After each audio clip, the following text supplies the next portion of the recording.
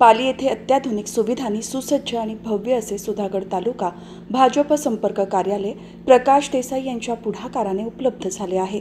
या संपर्क कार्यालयाचे उद्घाटन राज्यसभेचे खासदार धैर्यशील पाटील आणि आमदार रविशेठ पाटील यांच्या हस्ते शुक्रवारी करण्यात आले। या कार्यक्रमास भाजप नेते राजेश मपारा, श्रीकांत ठोंबरे, प्रकाश देसाई, गीता पालरेजा, आलाप मेहता, दादा घोसाळकर, आरिफ मनियार, प्रणाली शेठ, पराग मेहता, नरेश खाडे, राजेंद्र गांधी, सुशील शिंदे, अजय खंडागळे, ॲडव्होकेट आरती गुप्ता, शिरीष सकपाळ, सरपंच प्रणिता खाडे यांच्यासह पदाधिकारी कार्यकर्ते उपस्थित होते। यावेळी आमदार रविशेठ पाटील म्हणाले की भाजप जनहित आणि लोककल्याणकारी विकास कामे यांना प्राधान्य देत आहे।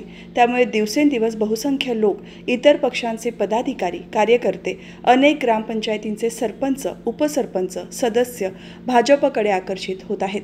तालुक्यातील जिल्हा परिषदेच्या 2 जागा तर पंचायत समितीच्या 4 जागा भाजप जिंकणारच।